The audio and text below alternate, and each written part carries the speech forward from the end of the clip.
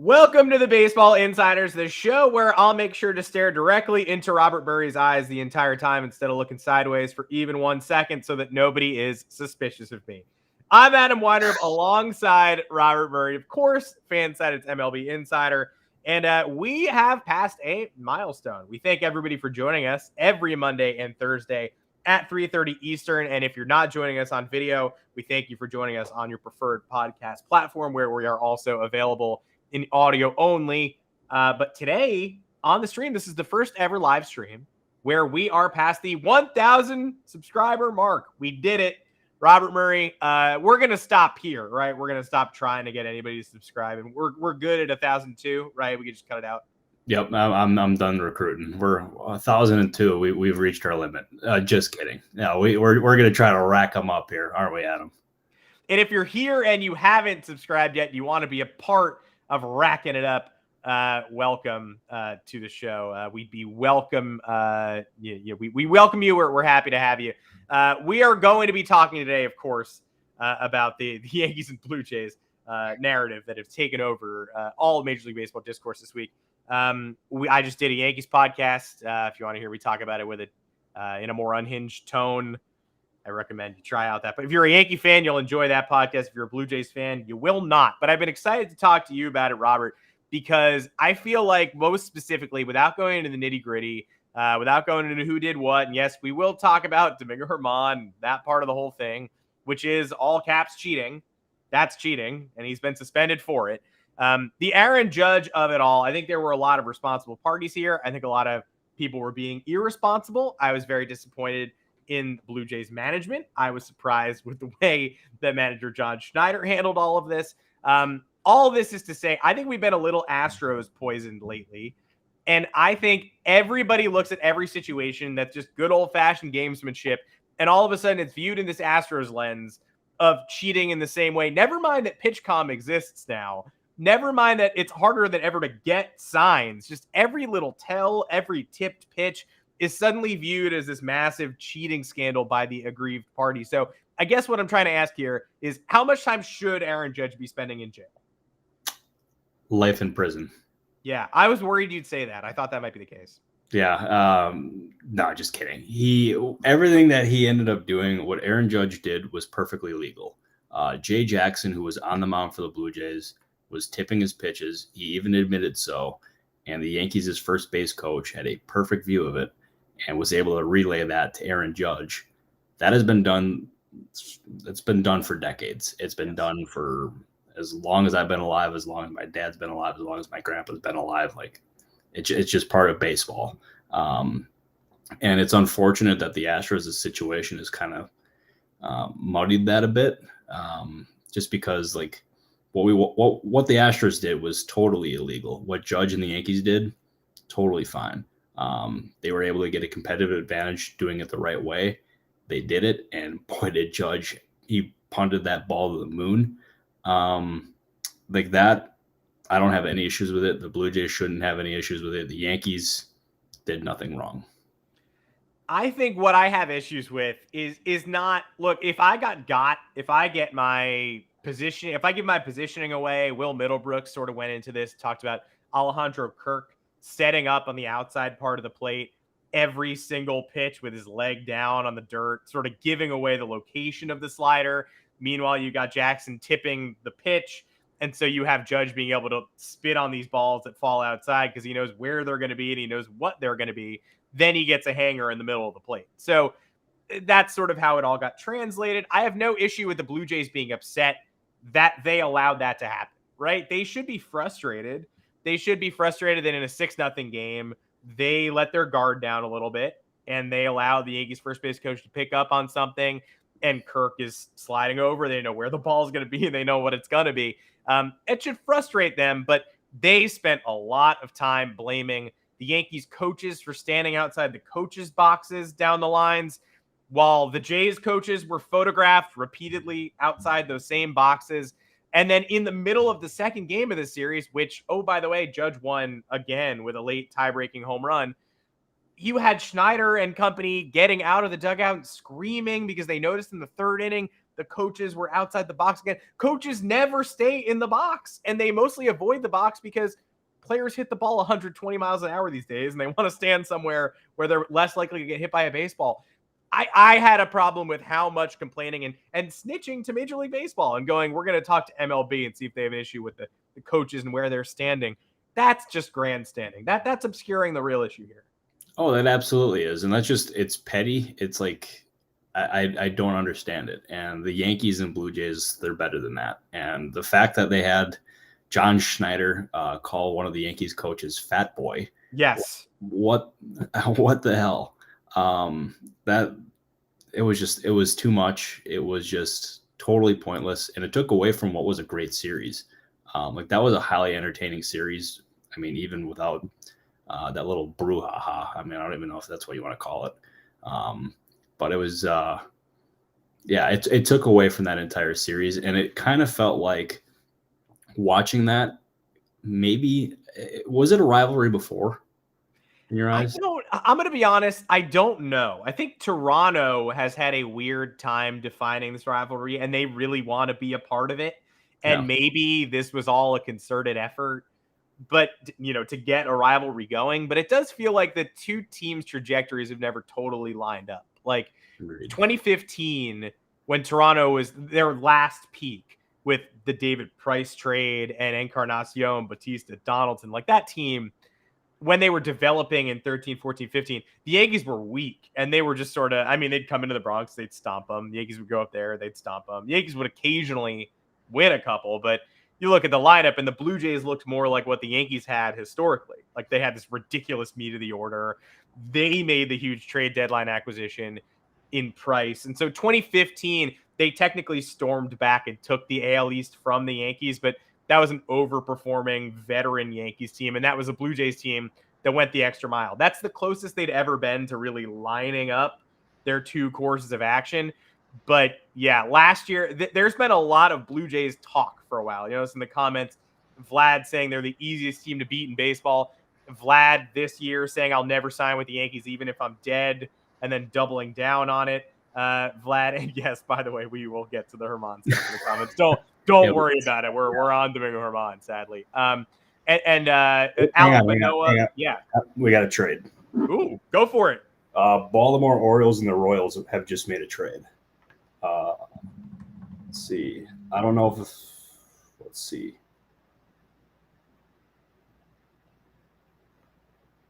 Hey, we got it live on air. Adley Rutschman for Bobby Witt Jr., I assume.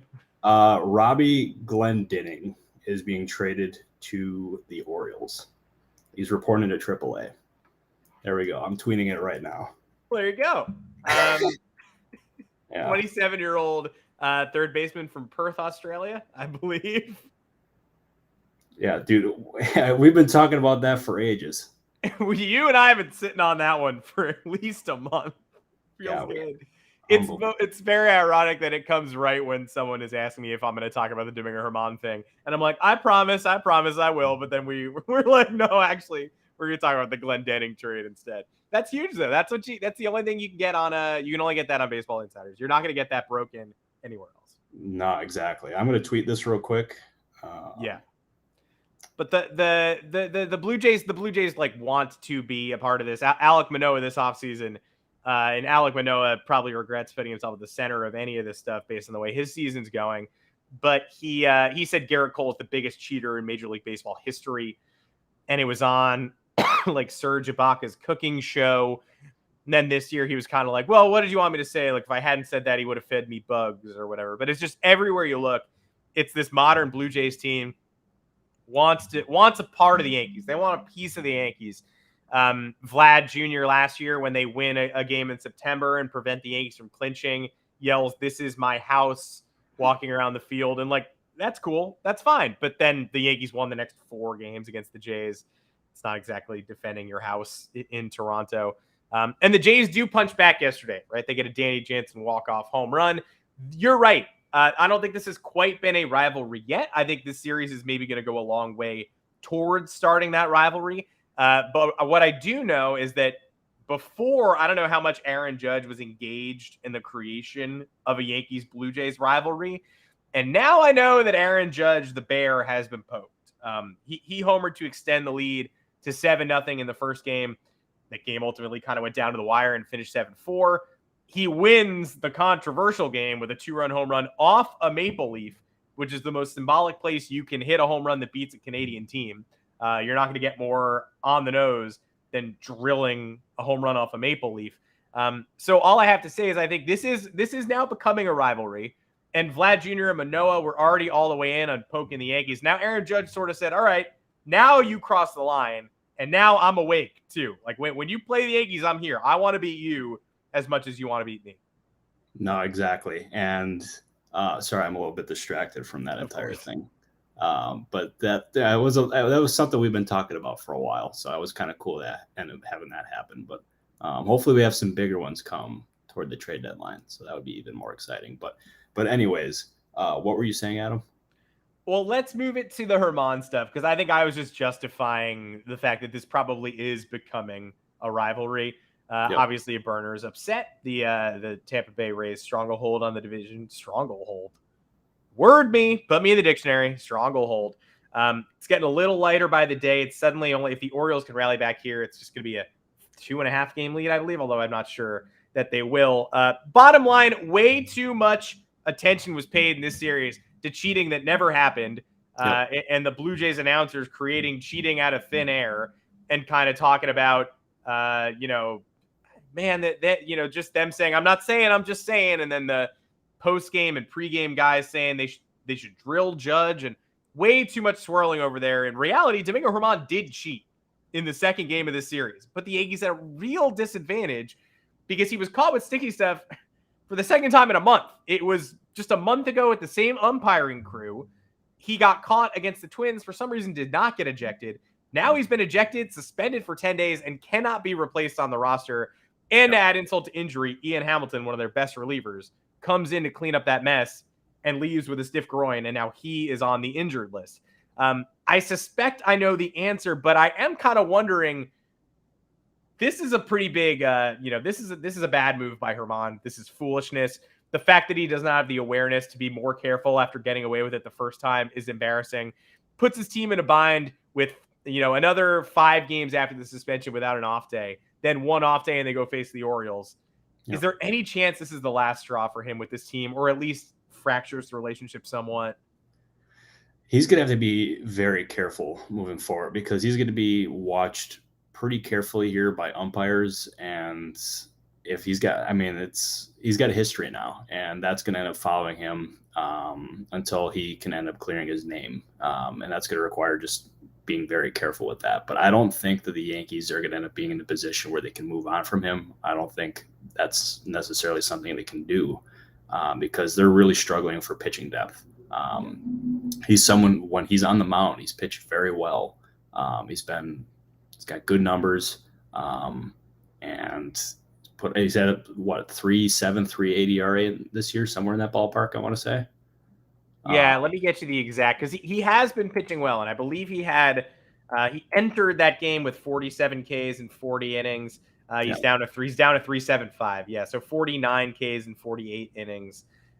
It's a good season. 0.90 WHIP. I mean, there's a reason. He's one of the reasons this team has been surviving, but just an absolute misjudgment here and completely foolish at the wrong time.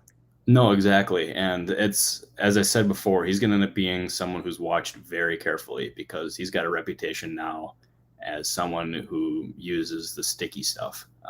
He's had a prior track record before this, and this is only just going to further bolster it, and for the wrong reasons. So this puts the Yankees in a big bind, though, because they can, as you said, they can't replace him on the roster while he's serving the suspension, and it puts what's already a pretty limited and pitching staff, puts more of a strain on them. And we saw it with Ian Hamilton recently, where he's now dealing with that groin injury. Not good, Adam. Not good at all. Thankfully, they have Aaron Judge. So, I mean, they're going to at least have the offensive firepower to maybe overcome that in the short term here. Yeah, and they're going to get out of this 8-game stretch with Tampa and Toronto with, at worst, a 4-4 record. So could have been much worse. Obviously, a burner. It is confusing to me. I want to say, of course, his success is just because of the sticky stuff, but the RPMs were not decidedly up in the last start. This umpiring crew clearly was trying to make up for, maybe past transgressions that they ignored. Everything with him is pretty consistent, and he claims he puts rosin on in the dugout. The umpiring crew the other day, like a month ago, declared it was rosin, and then yesterday, 2 days ago, they declared it wasn't. I don't know. I mean, I don't really want to believe anything he has to say. I don't think he's a pitcher that deserves fourth, fifth, sixth, seventh chances, especially with his track record. 2019, he was suspended under the domestic violence policy, right? For me, that's the end of my road. I don't really need to hear excuses or bettering themselves. Look, I'm not in the locker room and I don't get to make that decision. But when that happens, I'm good to move on. A lot of people weren't. The Yankees were not. Now they have to deal with this other transgression of a completely different kind. So they welcome Luis Severino back on Sunday. He can only throw like 75 pitches. They lost Ian Hamilton from the bullpen. I think they're going to have to really patch together this next 4-game stretch. Oh, they absolutely are. And it's going to take some very creative work here by Aaron Boone, by Brian Cashman, by that entire organization to overcome it. I am very curious to see exactly what they're going to do, because it's going to take probably some of Boone's best work to do it. But I feel relatively confident that they'll be able to do it. I guess we'll have to see, though. That's going to be one of the more interesting storylines that follow in the next 5 to 10 days. Yeah, 100%. Yeah, sorry, obviously, Brenner. Yeah, the FAN guy's a genius. You guys are all cheating, of course. That's sort of how that goes. Well, that's enough for the New York Yankees. I don't want to talk about my dumb team too much, and I don't want to give the Blue Jays, the manager and the broadcasters and all the people who riled everybody up, too much credit for riling up the tornado here. And again, the Domingo Germán stuff, actual cheating. The Aaron Judge stuff, not cheating, and barely even untoward, kind of just how the game works. Although Lance Lynn did say if he caught Aaron Judge peeking at the dugout during an at-bat, he would drill him in the ribs, which, again, I found interesting because, I don't know, it seems like the most normal thing of all time. But I'm not out there. I'm not on the mound. Lance Lynn, do what you want. Let's talk about the Dodgers a little bit, because they lose starting depth last year. They lose Walker Buehler in the middle of the season. They lose their ace. They have to navigate through the playoffs with Julio Urias and Clayton Kershaw and question mark. Tony Gonsolin doesn't really have it by the time the postseason rolls around. Suddenly the Padres upend them. Dustin May comes back this year. That's a big part of the puzzle. Comes back from Tommy John at the end of last year, and finally this year he's supposed to be reinserted in the rotation for good. His elbow flared up yesterday in a start. The flexor strain, he's going to miss 4 to 6 weeks supposedly, but I don't know how you can be that confident in that timeline. I think this is important to me for this season, obviously, because the Dodgers are behind the 8 ball here, but it also has me thinking about the future of the rotation in LA, where Urias is not signed beyond this year. Nope. Buehler is coming back from Tommy John and thinks he's getting back in September, but nobody else seems to think that. Dave Roberts says no way. Gonsolin, I don't know if he's a long-term piece. Definitely not atop the rotation. It may be a 3 or a 4, but not a 1. Kershaw is 35 years old. You're losing these high upside guys for the Dodgers. So 2023, this matters a ton in the immediate future. But beyond 2023, it's even more uncertain in LA. It absolutely is. And it makes your mind go in a lot of different directions. But for right now, I'll stick with Dustin May, and then I'll expand after that. Yeah. The good news with Dustin May is that initially it looked like his UCL was intact. And that is extremely important for him, especially considering what he's coming back from. His flexor tendon never healed properly during the recovery from Tommy John, and it caused some discomfort. So the plan for right now is for May to receive a PRP shot, and if all goes well, he could be back in 4 to 6 weeks, or at least somewhere in that ballpark. If things don't go well, then we might be talking about season-ending surgery. I think the Dodgers and May are both optimistic that they're going to avoid that doomsday scenario where he's going to miss the rest of the year. But these next 4 to 6 weeks are going to be extremely important for him, for that Dodgers rotation. And speaking of that Dodgers rotation, if May is injured. Well, since May is injured again, you have Walker Buehler coming back from Tommy John. You have Julio Urias, as you said, who's a free agent at the end of the year. They're going to need some pieces. Obviously, there was so many people who thought that their inactivity this past winter was because they were eyeing Shohei Ohtani. And Shohei Ohtani, not only is he a great power hitter, not only is he a great hitter, but he's a freaking good pitcher too. It makes you wonder, couldn't they, like, it just makes the fit make even more sense. That team, the Dodgers to me are the team to watch for Ohtani in the offseason. And their rotation instability going forward, I think, is a big reason for that. In addition, obviously, you can never have too many bats, and Shohei Ohtani's bat in that lineup, and in also that his arm in that rotation may just be too good for them to pass up. They should try to get him at a discount by banning him from hitting. How about that? Has anybody thought about that? Like, maybe it's only a $200 million contract if he's only a pitcher. I'm just spitballing here. People forget. That's Adam Weinrib masterclass right there. We love it. Tenting my fingers, coming up with my evil plan to stop Ohtani from earning another $300 million. Yeah, I mean, you're 100% right. And it is kind of hilarious that the two teams that we've all pegged for Ohtani are, you got to watch the Dodgers, and oh, look, they don't have a rotation really at all beyond this year. And Urias is a Boris client. They don't really sign those long term.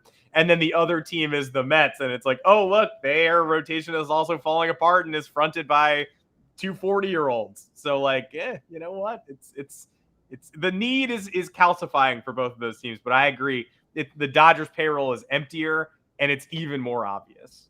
No, it absolutely is. And Ohtani with that roster would be a wild time, because I think that team would just be in a league of its own. And I think Ohtani being there would also, it probably could tempt Clayton Kershaw to pitch another year, because we're talking about a historically great pitcher, historically great player, I should say. And you would think that Kershaw would want to have an opportunity to, one, play with him, but also compete for a World Series with him too. You're 100% right. And obviously a burner, I don't know. I mean, like, he does have a responsibility to set a precedent in this contract. So in terms of leaving money on the table, you never want that to be the conversation after you signed a big deal.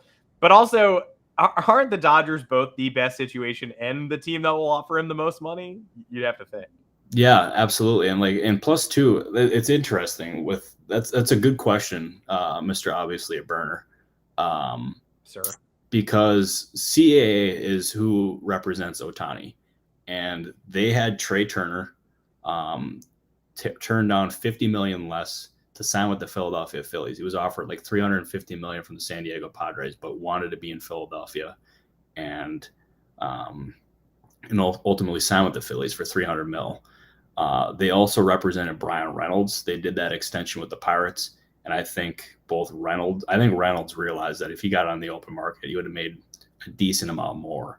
And the agent's job is to work for the player, and wherever Ohtani wants to go, I mean, it's their job to make it happen. They've had a history of doing it, so I guess you can't rule anything out in terms of like possibly taking less money, because it's what the player wants. But no matter what, Ohtani is going to be paid an absolute shitload. There's no real denying that. It's just a matter of how much higher than I think $500 million that'll go. He's got a shitload of money coming to him again, unless they ban him from hitting. So, Rob Manfred, please consider my modest proposal. No, if anything, they ban him from pitching, and then the Dodgers are boned. We got extension. People are yelling extension in the comments. People are saying extension. People just keep saying the word extension. We got a little bit of extension rumblings, at least a little bit. We're eyeballing the Pirates and Mitch Keller, because the Pirates are obviously in extension mode. They get the Reynolds move done. Ben Charrington the other day on Pittsburgh radio, this is May 14th, this Sunday, says no news to share on the contract. There are guys who check boxes for what we want to try and do a contract. Mitch is in that category. No question. We'd love for Mitch to be a Pirate for a long time. So do we have any potential updates here? Keller was sort of a hidden gem, former top prospect that maybe a lot of teams thought they could unearth for a while Last year, he finally starts to reach that potential, ERA under 4. But I think still a lot of people this offseason are like, is this the Keller offseason? Do we go grab him now? Nobody gets their hands on him, and now he's a Cy Young candidate, player of the week last week in Pittsburgh. So I think that's the next one that you look at and go, the Pirates wanted controllable young pitching in any Reynolds trade. They're not going to let controllable young pitching in Mitch Keller actually walk out the door, are they? I don't see any scenario in which that's in which that happens. And we got to see it happen in years past with Garrett Cole, who had all the talent in the world. Obviously didn't put it all together in Pittsburgh, but they traded him for an absolute haul. Then he turned into one of the best pitchers in baseball. And Keller started off on a similar trajectory. He was a highly touted prospect, never really put it together, showed signs for sure. And then this year he's put it all together and looks like just a dominant ace. And sources tell me that they have been talking for quite a while. No deal is done. No deal as of last check last night was close. So I don't know necessarily when it would happen. I don't think it's imminent, but the Pirates, they have shown they're not afraid of doing in-season extensions with this Brian Reynolds one. So I can't imagine that would hold them back now. But the Pirates want Keller. They think he can end up being a frontline starter for them going forward. He's certainly shown that he's capable of doing it this year. And from all accounts, Keller likes being with the Pirates. And it is really cool to see the Pirates spending money. I mean, obviously they spent $70 million on Key Brian Hayes last year, $106.75 million on Brian Reynolds. I don't know what a Mitch Keller extension would look like, but the Pirates and spending money is not something that was typically like put together in the same sentence until like the last 15 to 16 months. And it's happening. It's all happening. As Sheena from Vanderpump Rules says, it's all happening. In the comments, just want to ping real quick that Vivek Mystery says, what about the Cubs and Stroman? I know Marcus Stroman has recently expressed interest in staying in Wrigley long-term, and I don't know why he wouldn't. He seems to be a nice fit there. Anything substantive there of any kind? I don't think so. I would want to check on that, but I have not heard anything that would suggest that's in the works. Okay. Well, we'll keep our feet on the gas pedal there and keep checking back to the show. Hopefully we'll have something for you next time. Before we leave, just before we sign off, we talked about potential trade candidates who'd be available at the deadline. On last show, we came up with our own lists. MLB.com published one today, and I just wanted to ping a couple people who we did not mention. Some of them I think we could have. We just didn't. But just throwing more names into the fire and wondering if you've heard any buzz about any of these guys. The people we missed really, Tim Anderson, which that's a fit for a couple teams that need a shortstop. Jack Flaherty got mentioned. Aroldis Chapman, which is an LOL, obviously. Sorry. I guess I just didn't want to talk about him again, but of course, there's one. And you've got Will Myers as well with the Reds, who ended up on a weird, cheap deal with them this offseason. About those guys that we missed, any of those feel possible to you at all? I'll just run through them all real quick. Will Myers is barely hitting over 200. I can't see him getting much, if anything, back in return for the Reds. So I pile drive Will Myers into the turf there. Yeah, good dude. I like Will Myers, but I don't see that happening, at least not yet. Aroldis Chapman has actually been like the subject of early trade interest, which is interesting to me. Yeah. So I guess you can't really rule anything out there. I think that was kind of what the Royals had in mind when they signed him, is have him in the back end of their bullpen, and then hopefully he performs, and you can end up getting a somewhat decent haul for him at the deadline. And that's probably happening a little bit earlier than I think they could even have envisioned. And then we have Jack Flaherty. I can't see the Cardinals trading him unless like they totally like fall out of contention here. And I don't know. I still think he's a great fit for the Dodgers. I mean, he's a California kid. Yeah. Makes so much sense there for him to have like a bit of a homecoming there. But I have not heard anything regarding a Jack Flaherty trade. What was the other one? Tim Anderson? Tim Anderson, baby. That's another guy who I think is a really good fit for the Dodgers. They need a shortstop. I still think their best fit for shortstop for LA would be Willie Adames, but the Brewers have been pretty adamant, in the offseason, I should say, that they weren't moving him quite yet. I don't know if the deadline now would be the time to do that, especially them being in first place. Can't see them wanting to do another Josh Hader-like thing and wrecking their clubhouse when they're contending. So I'm going to bank on Willie Adames not being traded. So maybe Tim Anderson's the guy for the Dodgers. Who knows? It's highly possible. And for as good of a fit as Flaherty is in LA, those pesky St. Louis Cardinals are in last place, but they're closer to first place than the Yankees and Red Sox are. They're 6.5 games out of the Central in last place. So, I mean, I think we're on the same page. Are we sure the Cardinals are going to go on a selling spree? Didn't they kind of save themselves in the last week or so? They're in this. No, they absolutely are, and that's why I don't think they'll entertain selling, especially with them being so close. I mean, the Brewers were in a prime spot where they could have pulled away with this thing, or even the Pirates too. Yeah, they didn't, and they let the Cardinals lurk, and I think that's going to end up being one of the prime storylines deep into the season. And now that I'm looking at the comments here, we have Gustavo Sanchez who's asking about the mighty Padres. So I'll just run through his question here. Yeah. Padres and Hader, and is also asking about Juan Soto. I would be absolutely stunned if Juan Soto did an extension before he hit free agency. That's just not Scott Boris's MO. Regarding Hader is absolutely interested in doing an extension in San Diego.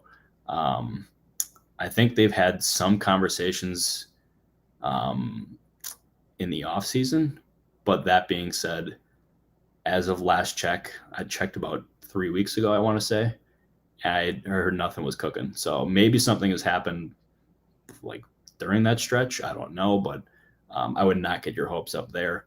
And I have also not heard any rumblings about Grisham and Nola being optioned to the Sun. So I figured I'll clarify that one for you. And regarding Dylan Cease and Corbin Burns, we're just running through them right now. Cease, he's going to end up being a very expensive starting pitcher to acquire at the deadline. He's got 3 potential postseason runs in him before he becomes a free agent, which makes him extremely valuable for the White Sox, so they don't have to be in any hurry whatsoever to move him.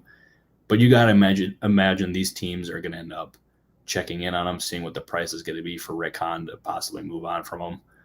I'm going to guess he's probably not traded, but I also would not rule it out. Corbin Burns is a fascinating one. That is, I don't know.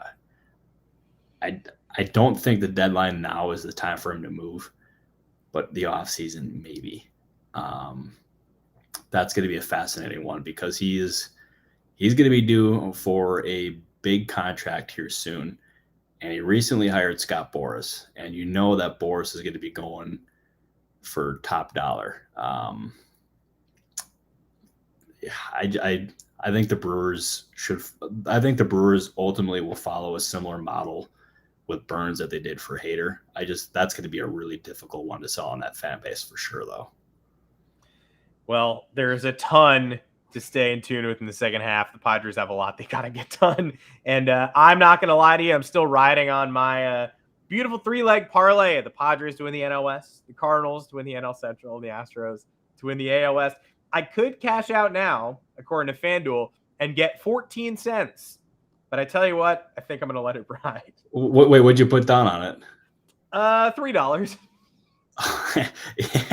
Yeah. Big spender, Mr. Adam Weiner. What were the odds on that? I'm curious. Do you know? Yeah, plus 510, 3 to win 1831. It's not bad, but again, I don't need 14 cents. I really don't. No, I mean you could end up getting like I don't know, like a little bit of a Snickers bar, maybe like a little like something on your teeth for 14 cents. I tip an old man who runs a candy store down the block and get a couple of Werther's Originals. I still have I got $5.60 to make if the Diamondbacks can win 76 games, and I got $10.60 to make if they can make the playoffs, and they're currently leading the wild card. So there's that. There you go. I'm proud. I'm rooting for you. That would be rather large for the program. So And then, I mean, technically I could cash out, put the 14 cents on the Diamondbacks and make some more there, but I guess I won't do that. I mean, yeah, I mean, I don't hate it. I don't hate it one bit. You could end up making some serious dough on that. By the way, Ethan Fisher, if Max Muncy was able to play the Giants the entire season, I would really like that pick. That'd be probably the lock of the century right there. Max Muncy winning the NL MVP. Yeah, Ethan Fisher right now absolutely furious at the balanced schedule, checking out the Dodgers. Go be like, what do you mean? It's September? Are you kidding me? Come on, already? Yeah. But yeah, sad. Very sad. Very sad indeed. Well, more.